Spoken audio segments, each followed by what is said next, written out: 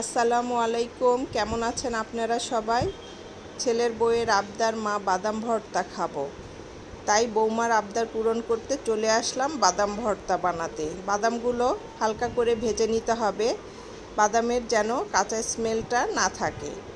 এদিকে আর একটা কড়াইয়ে সরিষার তেল দিয়ে দিয়েছি। তেলটা গরম হয়ে আসলে পরিমাণ মতো পেঁয়াজ কুচি, রসুন, স্বাদ মতো শুকনো মরিচ দিয়ে হালকা ব্রাউন কালার আসা পর্যন্ত ভেজে নিতে হবে।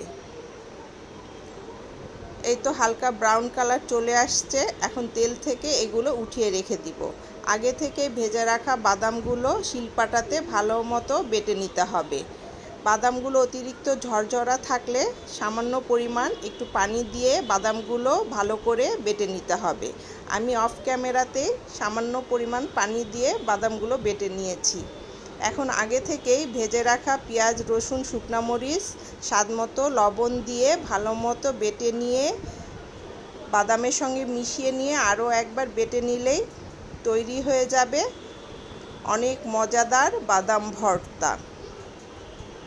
আপনারা তৈরি করে খেয়ে দেখুন। ভালো লাগলে লাইক, কমেন্ট, শেয়ার করবেন। ভালো থাকুন, সুস্থ থাকুন। আল্লাহ হাফেজ।